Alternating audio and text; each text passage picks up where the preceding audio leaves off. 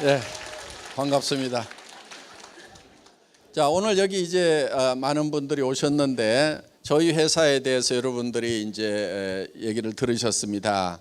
지금 주변에 소문이 어떻게 나고 있냐면은 정말 애터미처럼만 해라. 제발 애터미처럼만 해라 하는 얘기들이 이제 네트워크 마케팅을 관리 감독하는 그런 기관에서 정말 애터미처럼만 했으면 좋겠다 하는 그런 얘기들이 나옵니다. 그러면 이 회사는 잘 나가는데 그럼 여러분들은 어떻게 할 거냐 하는 거예요. 여러분들도 이 회사와 더불어서 다 성공자가 되어야 될 거다 하는 겁니다. 그러면은 성공자가 되려고 하면은 어떻게 해야 되는가 하는 거예요. 어떻게 해야 되는가 하는 거예요. 자, 많은 사람들이 되게 0세에서부터 시작을 해서 30세까지는 되게 공부를 합니다. 인생을 준비를 합니다. 30에서 한 60세까지는 대개 일들을 합니다. 그리고 60에서 90세까지는 노후를 보내게 된다 하는 겁니다. 그런데 요즘에 이 60세쯤 됐을 때 결산을 해봤더니 1%만이 성공자가 되었더라. 즉 부자가 되었더라 하는 거예요. 4%의 사람들은 경제 문제를 해결을 했는데 부자는 아니더라 하는 거예요. 그리고 나머지 10%의 사람들은 계속해서 하루 벌어서 하루 먹고 사는 일당벌이를 하고 있더라 하는 거예요. 15%의 사람들은 타계를 했더라 하는 거예요.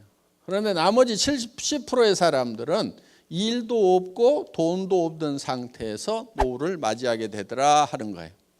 자, 우리 주변을 보면은 대개 1% 정도 100명 중에 1명이 성공을 했습니다. 그런데 95%의 사람들은 대부분 다 실패를 하고 있다 하는 거예요. 경제적인 측면에서 봤을 때. 그러면은 왜 30년씩이나 평균적으로 공부를 하고 30년씩이나 나름대로는 열심히 일을 했음에도 불구하고 이렇게 많은 실패자들이 나오는가 하는 거예요. 자, 이때까지 성공을 못하게 되면 어떤 문제가 있냐면은 노후라는 30년의 세월을 이제 어떻게 보낼 것인가 하는 심각한 문제가 발생을 하게 된다 하는 거예요. 나이를 먹으면은 반드시 또 따라오는 게 있습니다. 뭐가 따라오죠? 질병이 따라오죠. 질병이 따라와서 병들고 돈이 없으면은 정말 악몽 같은 세월이 될 수가 있다는 거예요. 그런데 요즘에 흉흉한 소문이 돕니다. 120세까지 살지도 모른다는 이런 소문이 슬슬 지금 나기 시작을 해요. 그러면은 무려 60년이라는 세월을 돈 없이 병든 상태에서 보내야 된다고 하면은 이거는 몹시 끔찍한 일이고 본인만 불행한 것이 아니고 주변 가족들까지도 다 불행해지는 그런 사태를 맞이하게 된다. 그런데 카네기라는 사람이 있습니다. 철강왕 카네기가 아주 가난한 집의 아이로 태어났는데 부자가 됐어요. 그리고 지금 카네기 재단을 만들어서 세계 곳곳에 온정의 손길을 지금도 펼치고 있습니다. 그 카네기라는 사람이 늙어서 자기가 인생을 이렇게 돌아보니까 자기가 우연히 성공자가 된 건지 아니면은 자기가 다시 가난한 집의 아이로 태어난다고 하더라도 다시 성공자가 될 수 있는지 곰곰이 생각을 해본 거예요. 생각을 해보니까 자기는 다시 가난한 집의 아이로 태어나더라도 틀림없이 성공자가 될 수가 있겠더라 하는 거예요. 그거를 10번을 반복한다고 그러더라도 자기는 10번을 다 성공할 수 있고 100번을 가난한 집의 아이로 태어나더라도 반드시 100번 다 부자가 되겠다는 확신이 있었던 거예요. 그러면 다른 사람들은 왜 성공을 못하는가? 곰곰이 생각해 보니까 성공하는 방법을 모르더라 하는 거예요. 성공하는 방법, 성공의 법칙을 모르더라 하는 거예요. 그러니까 성공해도 법칙이 있다 하는 겁니다. 법칙이라는 것은 예를 들면 이런 게 법칙입니다. A 플러스 B는 C가 나온다. 그러면은 A하고 B만 플러스하면 항상 C가 나오면 이거를 법칙이라고 얘기를 한다 하는 거예요. 그러면은 자기는 A하고 B만 하면 항상 성공자가 될 수가 있는 요 법칙 공식을 알고 있다 하는 거예요. 그러면은 이 성공의 법칙이라는 것이 누가 어떻게 만든 거냐? 이거는 누가 만든 것이 아니고 원래 있는 거다 하는 거예요. 그래서 이런 것을 뭐라고 얘기하냐면은 정북향의 원리다 이렇게 얘기를 합니다. 정북향의 원리. 이거는 스티븐 코비라는 사람이 쓴 말입니다. 성공하는 사람들의 7가지 습관을 썼던 스티븐 코비가 쓴 말인데, 정북향의 원리라고 하는 것은 북쪽이라는 것이 이미 정해져 있다. 법칙이라는 게 이미 정해져 있다. 그리고 이런 것을 뭐라고 그러냐면 자연법칙이라고도 얘기를 합니다. 그러니까 이미 정해져 있다 이거예요. 해는 동쪽에서 서쪽으로 지고 물은 높은 곳에서 낮은 곳으로 흐르게 되어 있다 하는 거예요. 이런 걸 또 농장의 법칙이라고도 얘기를 합니다. 농장의 법칙. 자, 농부가 농사를 지을 때는 자연 법칙에 따라 가지고 농사를 짓는다 하는 거예요. 자기 마음대로 농사를 짓는 게 아니고 반드시 농부는 자연 법칙에 맞춰서 농사를 짓는다 하는 거예요. 그럼 농부가 맨 먼저 하는 것이 무엇인가 하는 거예요. 어떤 사람들은 이렇게 얘기합니다. 씨앗을 준비한다. 또 어떤 사람은 아니다. 농토가 있어야 되니까 땅을 준비한다. 아니다. 어떤 사람은 씨앗도 사고 농토도 살려면 돈이 있어야 되니까 돈을 농자금부터 준비한다. 여러 가지 얘기를 하는데 실제로 농부가 맨 먼저 하는 것은 무엇을 얼마만큼 거둘 것인가. 이거를 맨 먼저 결정을 한다 이거예요. 머릿속에서 무엇을 얼마만큼 거둘 것인가를 먼저 결정을 한다 이거예요. 농부의 머릿속에 들어와 있지 않은 것이 갑자기 곡간으로 들어오는 일은 절대로 없다 하는 거예요. 반드시 농부의 머릿속에 고구마 2가마인지 땅콩 1가마인지 아니면 쌀 10가마인지 하는 것이 먼저 농부의 머릿속에 들어오고 나서, 그리고 거기에 맞춰서 일을 한 다음에 농부의 머릿속에 있던 것이 곡간으로 들어오도록 되어 있다 하는 거예요. 자, 이거를 이제 성공의 법칙이라고 하는데, 그러면은 우리가 성공을 하려고 하면은 먼저 우리 머릿속에 뭐가 들어와야 되냐 하는 거예요. 우리 머릿속에 뭐가 들어와야 되냐면은 성공한 나의 모습이 내 머릿속에 들어와 있어야 된다는 거예요. 성공한 나의 모습이. 그러니까 내가 성공을 하느냐 못하느냐는 누구에게 달려있냐면 자기 머릿속에 자기가 자기를 어떻게 생각하느냐 하는 셀프 이미지를 어떻게 메이킹할 거냐 하는 데 달려있다 하는 거예요. 마치 농부가 머릿속에 쌀 10가마를 그려 넣느냐, 땅콩 2가마를 그려 넣느냐, 고구마 2가마를 그려 넣느냐에 따라 가지고 가을에 거둬들이는 것이 달라지듯이 자기 머릿속에 자기의 삶을 어떻게 그려 놓을 거냐 하는 것이 굉장히 중요하다 하는 겁니다. 내 머릿속에다 성공한 모습을 그려 넣지 않으면은 절대 튀어나오질 않아요. 그러니까 오늘 내 삶이 내 마음에 안 든다. 그러면은 틀림없이 3년이나 5년 전에 마음에 안 드는 자기 모습만 머릿속에 그리고 있었다 하는 겁니다. 아니면 아무것도 그리고 있지 않았든지. 지금 여러분들이 머릿속에 이거를 그려넣지 않으면은, 성공한 여러분의 모습을 그려넣지 않으면은 3년 지나고 5년 지난 후에도 지금하고 똑같은 모습일 수밖에 없다는 거예요. 그렇기 때문에 내 삶을 바꾸려고 하면은 내가 어떤 방향으로 어떻게 바뀌었으면 좋겠는가 하는 것을 명확하게 머릿속에 생생하게 그려 넣는 것이 필요하다 하는 겁니다. 그러면은 어떤 모습으로 어떻게 그려 놓을 것인가 하는 거예요.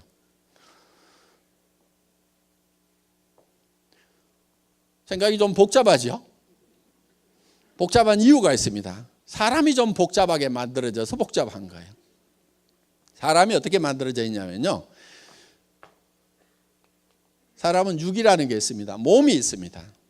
그리고 영이라는 게 있어요. 영.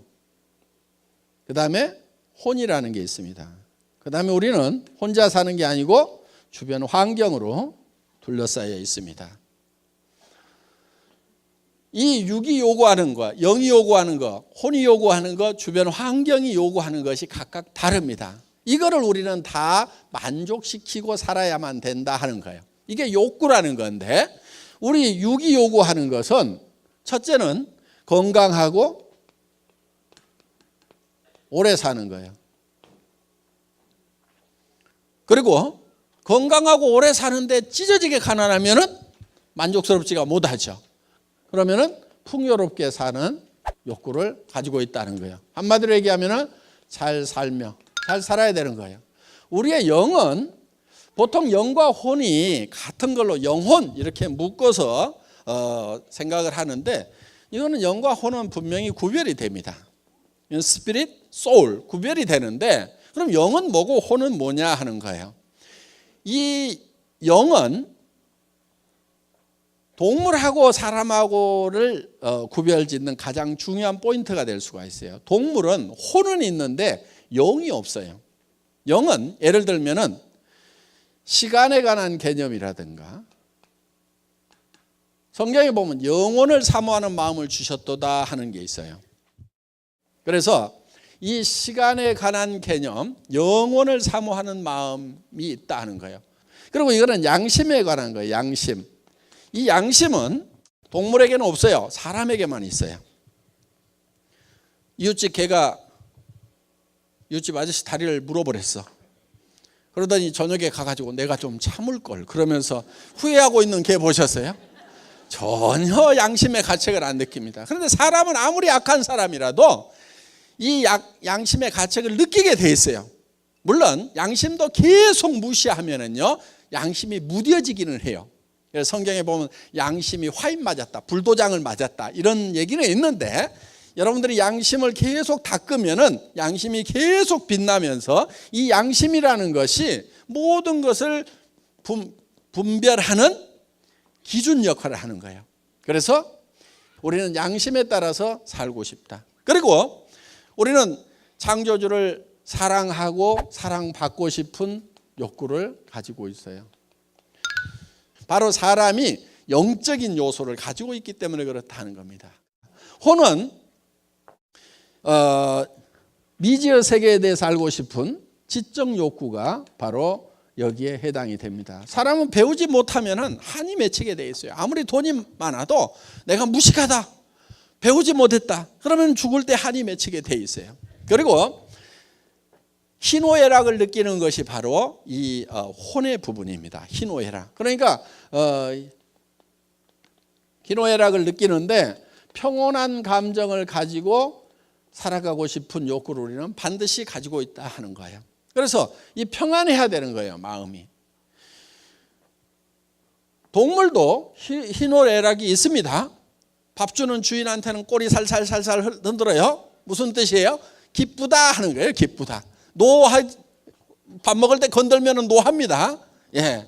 그래서 이 희노애락이 있고, 그 다음에 지식도 있어요. 기억력도 있고, 주인인지 도둑놈인지 다 구별하고, 이렇게 다 숫자도 가르치면은 야 3번 물어와 5번 물어와 이렇게 하면은 가르치면 이런 것도 배우긴 배워요. 사람보다 지능이 좀 떨어지긴 하지만은. 그러니까 동물도 혼은 있다 하는 거예요. 그래서 이거는 이제 배우고 싶은 욕구를 가지고 있다 하는 거예요. 우리는 배우지 않으면 안 된다는 거예요. 그리고 우리는 주변 환경에 대해서 공헌하고 싶은 욕구를 가지고 있다.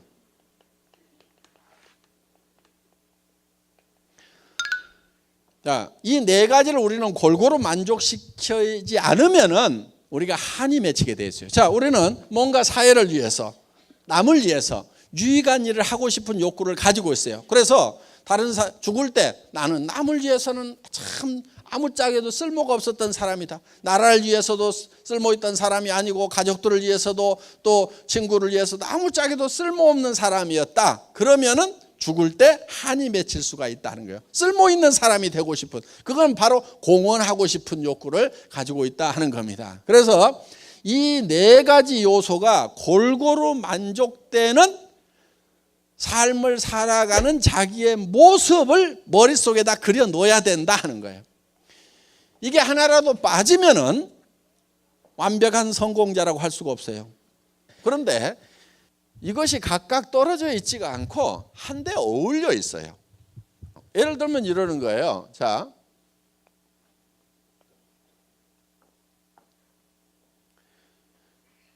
우리의 육이 있습니다. 육은 잘 살며, 영은 사랑하고, 그 다음에 혼은 배우고, 그 그다음에 환경에 대해서는 공헌하는 삶. 그런데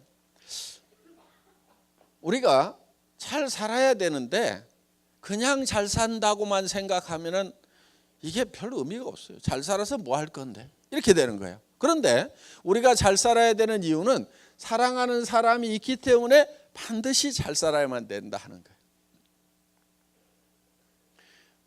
내가 못 살게 되면은 내 사랑하는 사람들이 다 힘들고 다 어려움을 겪게 된다 하는 거예요. 자, 정말 자녀들이 어렵게 살아가면은 부모님들이 애달퍼합니다. 내가 죽더라도 너희 잘 되는 꼴을 보고 죽어야 될 건데 너희들 이렇게 어렵게 살아가는 걸 보니까 내가 눈을 감을 수가 없다는 것이 부모님들의 얘기입니다. 그리고 우리가 잘 살아야 되는 이유는 정말 사랑하는 자녀들이 있기 때문에 우리가 잘 살아야 되는 거예요. 지금 우리 세대 살아오신 분들 집 한 채 마련하느라고 정말 거의 평생을 다 소비하다시피 했습니다. 그런데 우리 자녀들 세대는 우리 세대보다도 더 힘든 세대라고 얘기를 합니다. 많은 경제학자들이 다음 세대가 전 세대보다 어려운 세대가 지금 시작이 됐다는 거예요. 지금 우리 시대에는 그래도 희망이라는 게 있었어요. 배우고 뭔가 공부를 하고 열심히 노력하면 잘 살 수 있다는 희망이라는 것이 있었다는 겁니다. 그런데 요즘 젊은이들 앞에는 공부를 할 만큼 하고 노력을 해도 대책이 안 서는 절망이라는 벽에 봉착해 있다 하는 겁니다. 그래서 우리 자녀들한테 우리 부모 세대가 희망이 되어줄 필요가 있어요. 그래서 우리는 정말 주기 위해서라도 부자가 되어야 된다는 거예요. 주는 기쁨을 맛보기 위해서. 그래서 자녀들 보고도 니네 집사라고 하지 말고 우리가 정말 집 한 채씩 사준다고 하면은 얼마나 보람이 있겠냐 하는 거예요. 그러니까 우리가 잘 살게 되면은 사랑하는 자녀들에게 집 한 채씩 사줄 수 있다 이거예요. 그러니까 잘 살아야 되겠어, 안 살아야 되겠어? 잘 살아야 되는 거예요. 잘 살아야 되는 거예요. 이 잘 살지 못하면은요, 이 사랑하는 것도 힘들어요. 저도 집사람을 워낙 좋아해가지고 한 1년을 쫓아다녀가지고 이제 결혼을 했어요. 그래서 잘 살았습니다.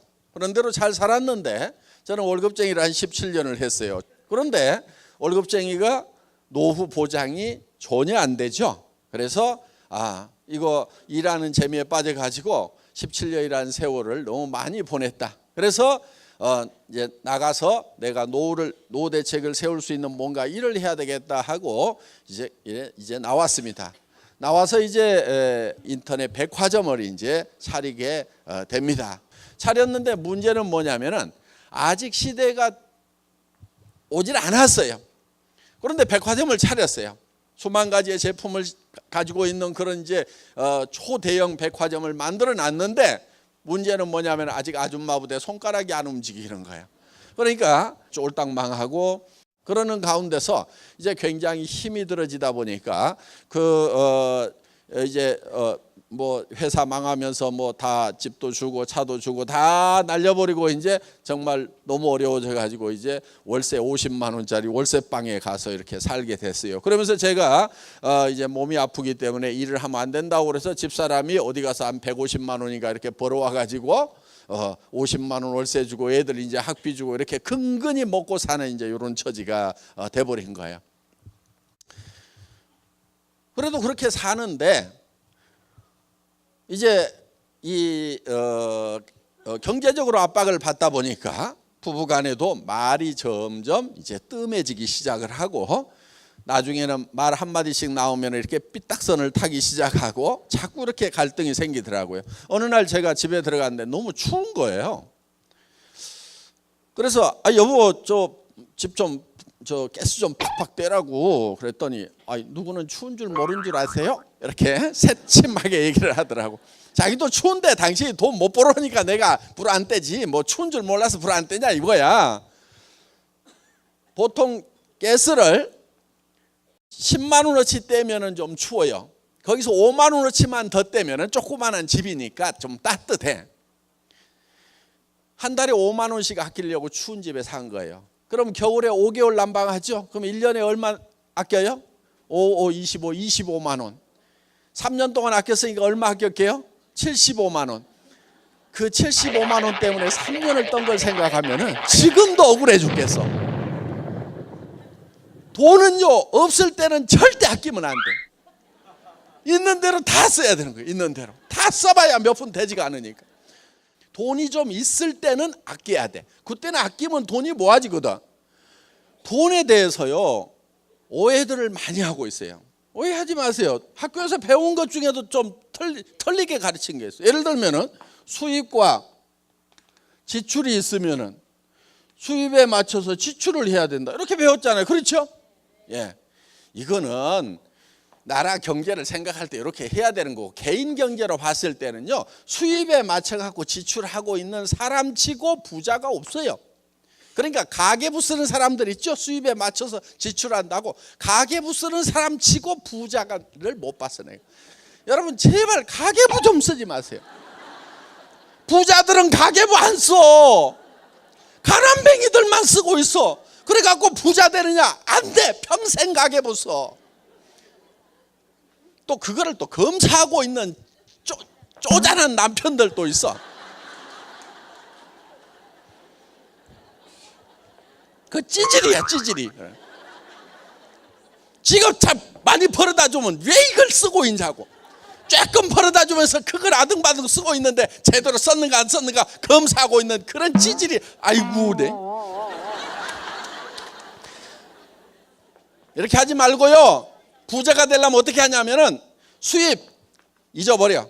지출부터 결정을 해. 지출. 내가 어떻게 소비를 하면서 살 건지, 내가 돈을 어떻게 쓰면서 살 건지, 이 지출을 결정을 해보면요, 이게 제법 많아요. 이게 여러분 보통 3천만 원에서요 5천만 원 정도가 매월 있어야만이 부자가 돼요. 이 정도를 지출하지 않으면 이게 별 부자가 아니에요.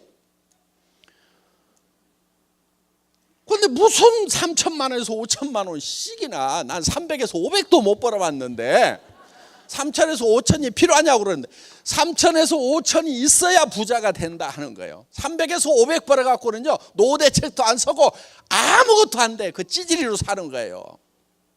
그런데 많은 사람들이 300에서 700만 벌었으면 소원이 없겠다. 그래서 좋은 대학 가가지고 열심히 박터지게 대기업에 가가지고 결국 버는 게 얼마 버냐? 300에서 700 벌고 있고, 이웃집 애가 300에서 700 버는 일자리 찾았다고 그러면 아이고 걔는 그게 엄친아요.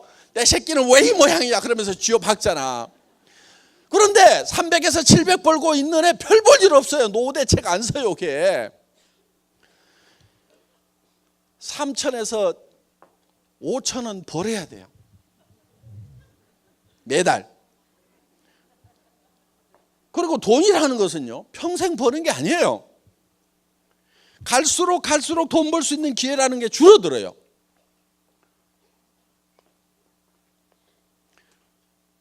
이 기회의 색이 이렇게 줄어드는 거예요. 무슨 얘기냐면은 20대 30대 식당에 가면은 주방 서빙을 시켜줘. 그런데 40대 50대에 가면은 뒤에 가서 음식하라고 주방으로 보내. 배기 싫다고. 60대 50대 60대에 가면은 그릇 깬다고 이것도 안 시켜줘. 그러니까 친척이나 누구 아니면 안 써준단 말이에요. 그러니까 기회라는 것이 점점 줄어들어. 그런데 사람들은 막연하게 뭔가 시간이 지나고 미래가 되면 내한테 좋은 기회가 올 거라는 파랑새만 쫓아가고 있어요. 그렇지가 않아요. 점점 줄어들고 있어요. 그러니까 지금 결판을 내야 되는 거예요. 지금 뭔가를 화끈하게 벌여야 된다 이거예요. 앞으로 뭐 어떻게 될 거다. 그리고 사람은 돈을 버는 때가 있고 번 돈을 쓸 때가 있어야 되는 거야. 돈 쓰는 것도요, 늙어가지고 돈 쓰려고 그래봐. 여행도 다리 썽썽할 때 여행이지, 꼬꾸라져가지고 거기에다가 어디 좋은 경치를 봐도 눈도 침침한데 가면 뭐 하냐고. 어디 맛있는 걸 먹을 때도 이빨이 쏭쏭할 때지. 가가지고 틀니가 많니 안 많니 해가면서 맛있는 거 주면 뭐하냐 이거야. 그러니까 이것도 기회가 점점점 줄어드니까 벌려면 1년 2년 3년이라도 빨리 벌고 그래 놓고 그걸 쓰러 다녀야 된다 이거야. 그런데 젊음 다 가도록 이제 벌기만 해. 벌기만 하다가 이제 늙어가지고 이제 있는 돈도 쓰지도 못한다 이거예요. 그러니까 벌 수 있는 시간이 그렇게 길면 안 되는 거예요. 3년에서 5년 안에 평생 쓸 돈을 다 벌거나 아니면은 평생 돈이 들어오도록 시스템을 만들어 놔야 돼. 3년에서 5년 해보고 안 되면 때려치우세요. 그거는 평생 해도 안 돼. 애터미 사업도 3년 5년 지났는데 안 되는 사람들 빨리 때려치우고 집에 가세요. 근데 반성을 한 가지는 해봐야 돼. 진짜로 했는가?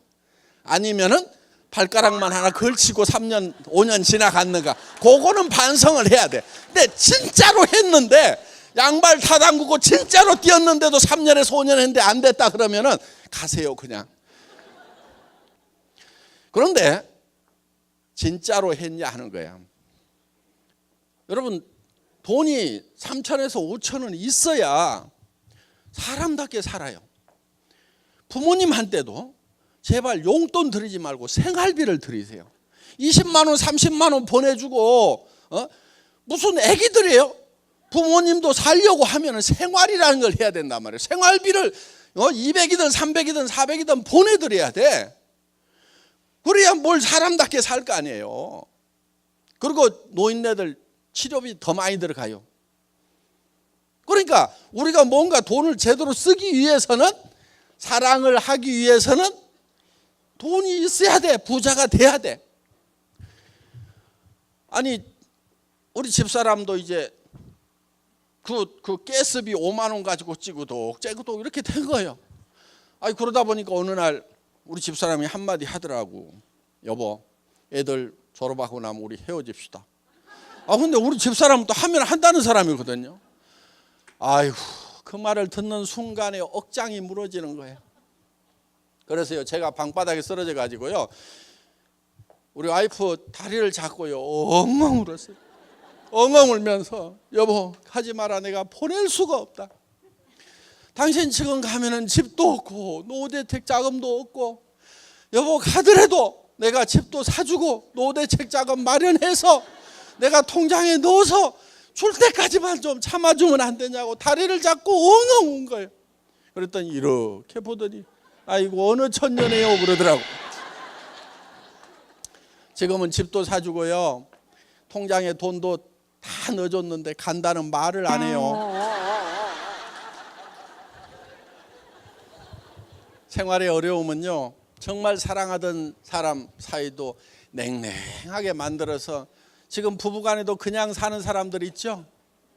그냥 사는 사람들. 그러니까 헤어지는 것도 귀찮으니까 그냥 사는 거예요. 그냥 뭐 복잡하고 절차 복잡하고 뭐하고, 아이고 그냥 살자 그래가지고 그냥 아무 생각 없이 그냥 살아. 집에 들어가도 아무 감동도 없고 나와도 아무 감동도 없고 그냥 살아. 그냥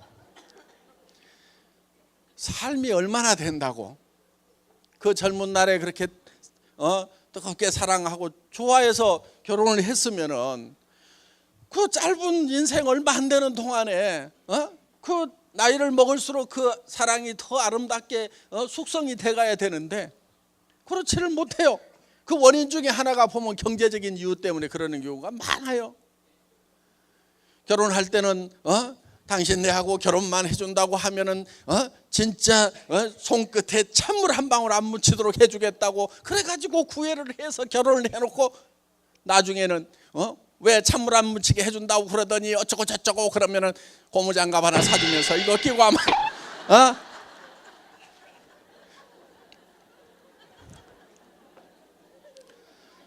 그러니까 사랑도 제대로 하려고 하면은 잘 살아야 된다는 거예요. 그래서 이게 다 이렇게 하나로 연결이 되어 있고 엉켜 있는 거예요. 우리는 벌어서요, 남 주려고 사실은 버는 거예요. 스스로 돈을 쓰는 것보다도요, 우리는 남한테 주었을 때 정말 행복하고 기쁨이 있어요. 지금까지 뭐 남줄 돈이 없어가지고 뭐 그런 거 한 번도 못 느껴보신 분들 앞으로 기대를 하십시오. 남줄 때 기쁨이 굉장합니다. 그래서 성경에도 받는 자보다 주는 자가 복이 있도다 그랬어요. 그것이 진실이라는 것을, 진리라는 것을 줘보면 알아요. 그래서 우리는 가까운 데서부터 점점 넓혀서 줘야 돼요. 그리고 남을 도울 때 내가 부자가 다 된 다음에 여유 있으면 남에게 주겠다, 그러는 사람 치고 부자 된 다음에 돕는 사람이 거의 없어요. 언제부터 도와야 되냐면은 내가 어려울 때 나보다 더 어려운 사람을 도우면서 살아가야 된다 하는 거예요. 그러면은 나중에 부자가 됐을 때도 또 어려운 사람들을 도울 수가 있어요. 저희는 저희 회사에서도 주변에 이렇게 돕는 일들을 해왔어요, 사회적으로. 그래서 맨 처음에 회사가 어려울 때는 이웃의 학교에, 가장 가까운 학교에 애들 좀 불러가지고 한 달에 20만 원, 40만 원 주는 일부터 시작을 했어요. 할머니하고 둘이 사는 애가 있어. 그런데 그 할머니가 받는 보조금하고 뭐 이런 거 조금 받아가지고 사는데 그 20만 원도 그 집에는 큰 도움이 되더라고. 그래서 이제 이웃에 이렇게 도와주고 그러면서 조금씩 금액도 넓혀 나가고, 어떻든 우리는 이제 주변에 이렇게 좀 도와야 될 일들이 많이 있습니다. 물론 애터미 사업 자체가 지금 어려운 사람들을 돕는 가장 좋은 방법이에요. 서민들에게는 싼 생필품을 공급을 해서, 질 좋고 싼 생필품을 공급을 해서 이 가게 이 지출을 줄일 수 있도록, 생활비를 아낄 수 있도록 해주는, 그것이 1차적인 공헌입니다. 그리고 또 이 돈 벌만한 직장이 없는 분들에게 일자리를 마련해줘서 정말 이렇게 할 수 있도록 해주는 것. 그러면서 또 우리는 수당이 또 서민들에게 다 풀려나갑니다. 그래서 우리가 만드는 제품들은 그 원료를 만드느라고 농사짓는 농부들에게도 돈이 나가게 되고, 그리고 이 돈은 서민들에게 뿌려지기 때문에 그것이 이제 승수 효과에 의해서 최소한 5배 정도 더 이제 경제적인 파급 효과가 생깁니다. 자, 어떻든 우리는 정말 사랑하는 사람들이 있기 때문에 우리는 반드시 잘 살아야만 된다. 그래야 내 사랑하는 사람들이 같이 잘 살게 되고, 그리고요, 사람은 조금만 올라가게 되면은요, 점점점 용기라는 것이 생겨요. 지금 여기 계시는 분들 중에서도 어떤 희망을 갖고 꿈을 갖는 것이 굉장히 두려운 사람들이 있다는 걸 제가 알아요. 어떤 희망을 갖고 꿈을 갖는 그것을 두려워하고 있다는 걸 제가 알아요. 왜냐하면 저도 사실은 뭐 어렵지 않게 세상을 살았어요. 그때는 못 사는 사람들 좀 무시했습니다. 솔직하게 얘기해서. 아이고, 요즘 세상에 정신머리가 틀려먹었으니까 못 살지, 게을러 빠졌으니까 못 살지, 그러면서 못 사는 사람들을 좀 무시를 했어요. 그런데 제가 깊은 병에 들고 사업체는 다 망해가고 돈은 다 뺏기고 도리어 이제 빚쟁이까지 집에 쫓아오면서 몸이 아파갖고 더 일을 못하는 상황이 되다 보니까 사람이라는 게 이렇게 앞뒤가 콱 막히는 기가 막힌 상황도 있구나. 무조건 이게 못 사는 사람들을 무시하기만 해서는 안 되겠구나 하는 그런 생각을 하게 됐어요. 그런데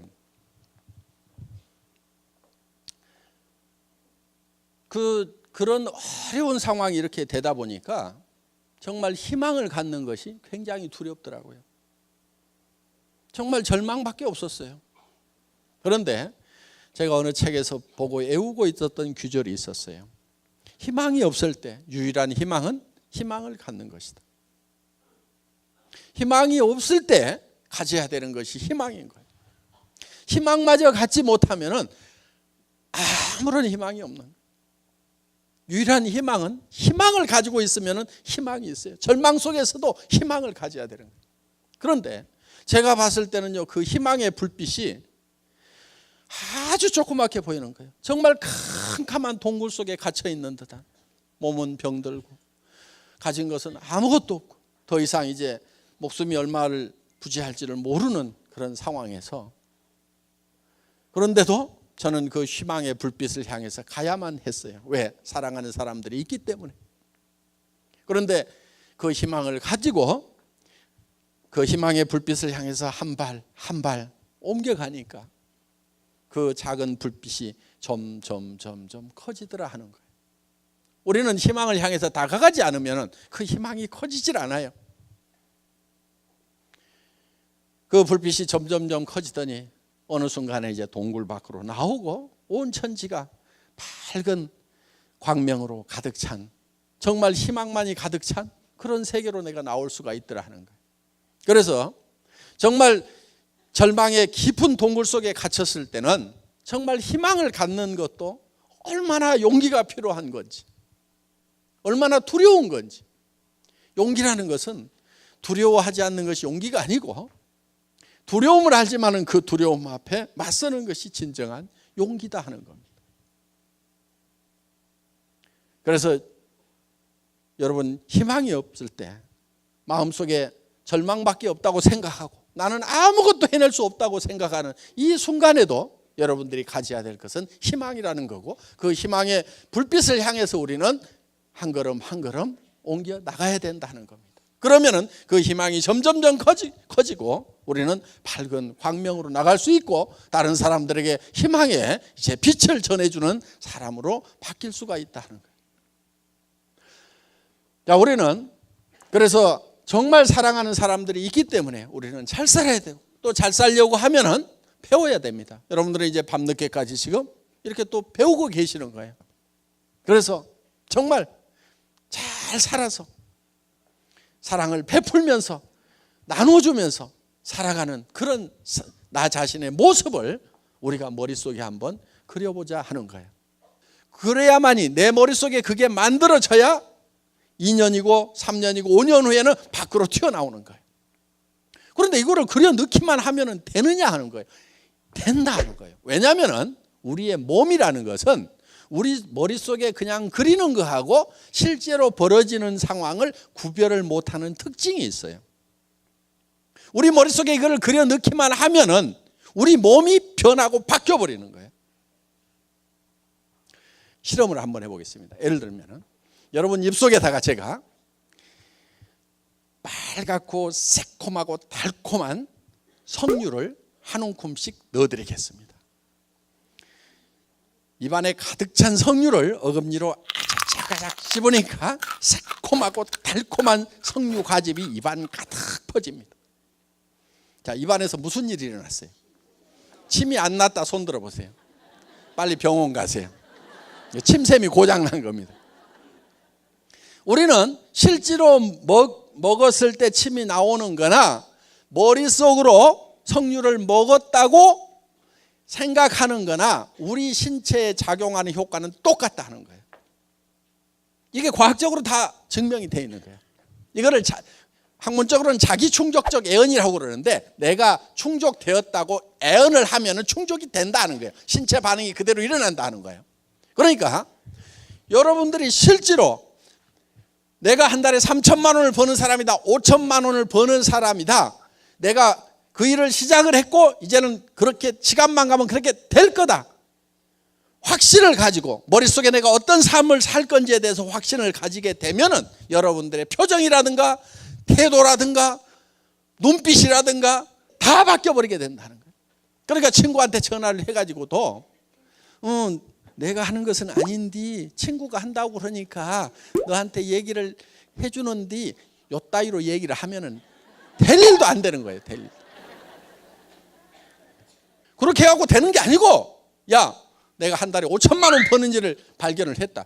여러분, 한 달에 통장에 5천만 원씩 꼽히는 게 그게 보통 일인 줄 아세요? 어마어마하게 큰 공장 가지고 있어야 돼. 1,000명, 2,000명 거느리는 그런 공장을 가지고 머리 빠지게 밤낮 없이 수십억, 수백억을 투자해가지고 해야 집에다가 5천만 원씩 갖다 준단 말이에요. 사장이라고 폼 잡고 다니는 사람 중에 70%는 비더로 다니는 사람들이요. 전부 적자 나는 사람들이요. 그런 사업만 큰 사업이고 한 푼도 투자 안 한다고 그러니까 애터미를 우습게 하는데 우스운 게 아니란 말이에요. 하나도 안 우습다고. 여러분 무슨 일을 해가지고 3천만 원 5천만 원을 벌 거냐 이거예요. 이 애터미 사업은 빅 비즈니스예요. 엄청난 비즈니스란 말이에요. 개인적으로 봤을 때 여러분 투자를 안 하니까 우습게 알아 지금. 그리고 무슨 고시 보듯이 특별한 시험을 봐가지고 능력자만 뽑는 게 아니고 아무나 오세요 그러니까 이게 아무 것이나 되는 줄 알아 이게 이 일이 보통 일이 아니란 말이에요. 지금 엄청난 일을 지금 여러분들이 시작을 한 거예요. 근데 표정들이 왜 그래? 엄청난 걸 발견한 것 같지가 않아 지금.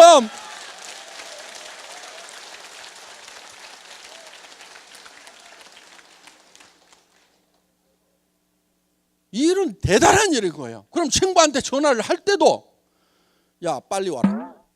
뭔데 그러면 와가지고 들어 탁 이렇게 끊을 정도로 그 정도는 돼야 될 거란 말이에요 이게. 빨리 와봐. 너한테 먼저 얘기해 줄까 다른 친구한테 먼저 얘기해 줄까 기가 막힌 일인데 그래도 내가 너를 아끼니까 빨리 와 빨리 와. 시간 지체하지 말아라. 이 정도는 파워 있게 나가야 된단 말이에요. 근데 뭐 회원가입 하나만 해줘. 뭐 이게 무슨 뭘 꼭 부담을 주는 것도 아니고 하라는 것도 아니고 그냥 하나만 써줘. 이따위로 얘기하지 말으란 말이에요. 이게 엄청난 일인데 너 지금 안 하면은 너 저 밑으로 갈래? 너 위에 있을래? 너 한 단계가 너 얼마나 차이 나는 줄 알아? 하면서 그 소리를 빵빵 쳐가면서 해야 될 일이란 말이에요. 그게 여러분들이 진짜 3천만 원을 벌고 5천만 원을 버는 일이라고 믿으면은 그게 소리가 나오는 거예요. 그게 저는요 이 회사 시작하면서요 첫 세미나에 17명 모아놨어. 그 첫 세미나에서 제가 5시간 6시간 동안을 여러분들 크라운 마스터가 되면은 에쿠스를 한 대 주겠습니다. 그리고 돈을 3억을 주겠습니다. 그렇게 얘기를 했어요. 그리고 임페리얼 마스터 최고 직급에 가게 되면은 현금을 축하금으로 10억을 주겠다. 그리고 매달 5천만 원씩을 들고 에쿠스 리무진을 새로 또 한 대 주겠다. 오피스텔 50평짜리를 임대해가지고 회사에서 임대료 물고 그냥 쓰도록 해주겠다. 바닥에는 카페트 쫙 깔아주겠다. 발목까지 빠지는 카페트. 그거를 발표를 했어요. 그런데 그때 내가 타고 간 차는 280만 원짜리 중고 카니발이요. 280만 원짜리 중고 카니발을 타고 가가지고 에쿠스를 주겠다. 아마 똑똑한 사람이 있었으면은 니나 잘해라 니나 그랬을 거야. 그런데 거기 모인 사람들이 하도 큰 소리를 치니까 정신이 나가가지고 지금까지 따라와서 지금 성공을 한 거예요. 제정신이 아니어야 돼. 성공은 제정신으로 하는 게 아니에요 여러분. 미쳐야 돼. 미쳐야만 목표에 미칠 수가 있어요. 그래서 여러분들 오늘 저녁에 내가 정말 어떤 인생을 살 건지 정말 여러분들이 살고 싶은 한 편의 영화를 지금 만들겠다 하는 거예요. 그게 누구누구의 인생 시나리오 요거를 쓰는 거예요. 양식을 나눠드리는데 다 씁니다. 쉬워요. 자, 그 양식을 보면은 이런 수레바퀴 같은 게 있어요. 자, 우리가 요 4가지 요소를 반드시 여기다가 한 번은 들어가게 해야 되는 거예요. 그래야 균형 잡힌 삶이 되겠죠? 자, 6 그러면은 잘 살아야 된다. 잘 산다고 하는 것은 경제적으로 풍요로워야 되겠죠. 그러면은 여기 주택 문제 대개는 해결이 잘 안 돼 있습니다. 그 다음에 건강 장수를 해야 되니까. 그 다음에 또 뭐 자동차 요즘 필수품이죠. 사랑하고 효도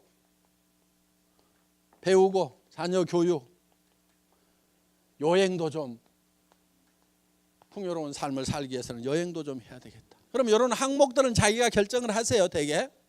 자, 그런데 내가 여기다가 이제 점수를 먹여보는 거예요. 주택이 내가 생각하고 있는 주택이 있을 거예요.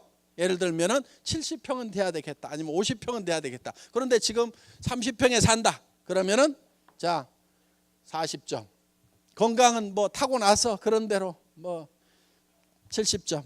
자동차는 영 마음에 안 들어. 예를 들면 지금 최소한 에쿠스는 타야 되는데 지금 타고 다니는 게 소나타 9형 타고 다니고 있어. 영 마음에 안 들어. 효도 그냥 마음으로만 했어. 자녀 지네가 알아서 좀 어떻게 해줬어. 봉사는 거의 못했어. 현금도 거의 여행은 뭐 어떻게 뭐 신혼여행은 갔다 왔으니까 뭐 이렇게 해서 이거를 이렇게 연결을 해보세요. 이걸 연결을 이렇게 하면은 요게 자기 인생 수레바퀴예요. 이게 찌그러지고 적으면은 잘 안 굴러가는 인생을 살고 있는 거예요. 그러면 이게 10점 만점이 되려고 하면은 이 10점 만점을 연결하면 이렇게 고단한 수레바퀴가 잘 굴러가는 수레바퀴가 되는데 내가 10점 만점이 되려고 하면은 어떻게 하면 되는지를 이 네모칸에다가 써주라 하는 거예요. 여기다가 자 이렇게 쓰는데 예를 들면은 쓸 때 구체적으로 쓰라 이게요. 구체적으로 내가 살고 싶은 집 어디 살고 싶으냐니까 좋은 집이요 이런 분들이 있어. 그럼 집 사러 가가지고 부동산에서 무슨 집 보러 오셨어요? 그랬더니 좋은 집이요. 이 사람 집 살 사람이에요? 안 살 사람이에요? 살 사람 아니에요. 내가 살고 싶은 집이 단독주택인지 아파트인지 연립주택인지 방은 몇 개인지 화장실은 몇 개인지 가격은 얼마에서 얼마 사이인지 몇 평인지 이게 딱 나와 있어야 된단 말이에요. 그럼 여기다가 그걸 적으라 이거예요. 그래서 구체적으로 적으라 이거예요. 그 다음에 가격을 적으라 이거예요. 가격을. 그게 얼마짜리인지. 무슨 차 타고 싶으냐고 그러니까 페라리요 그러는데 페라리가 얼마인지도 몰라. 7천만 원인지 6천만 원인지 3억은 줘야 돼요. 그러니까 페라리 그러면 가격이라도 알고 타겠다고 해야 된다 하는 거예요. 그 다음에 세 번째가 기한을 적으라 이게 기한. 언제까지 하겠다. 그러니까 내가 70평짜리 집을 언제까지 사겠다고 적어야지 그냥 세월을 가거나 말거나 그러다 꼴딱 죽어버리면 그게 그냥 물거품이 돼버린다는 거예요. 그러니까 내가 3년, 5년, 7년 안에는 내가 반드시 사겠다. 기한을 정해야 되는 기한을. 요 세 가지를 꼭 유념을 하시라 하는 거예요. 자, 우리는 정말 균형 잡힌 삶을 살기 위해서 이 인생 시나리오를 작성을 하는 겁니다. 자, 예를 좀 보여주세요. 선배들 중에 이렇게 작성한 사람들이 있습니다.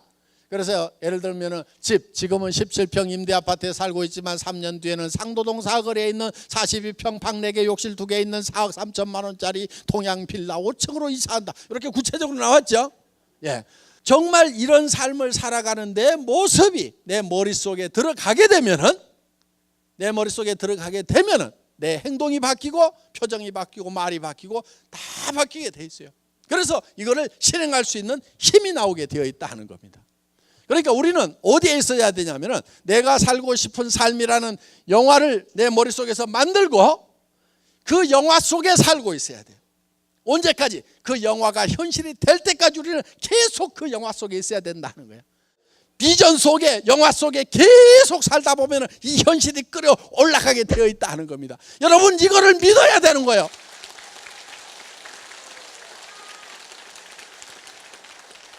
그래서 여러분들이 이거를 작성을 하시고 한 가지만 더 작성을 하시면 되는데 1년 후에는 다이아몬드 마스터가 되겠다. 또 샤론 로즈 마스터는 내가 2년 안에 되겠다. 샤론 로즈가 되면 한 달에 1,000만 원씩을 번다. 그래서 최소한 2년 안에는 월 1,000만 원씩을 버는 월천댁이 되겠다. 뭐 이런 목표들을 쭉 세우시라 이거예요. 오늘 늦은 시간까지 수고 많으셨습니다. 강의 마치겠습니다.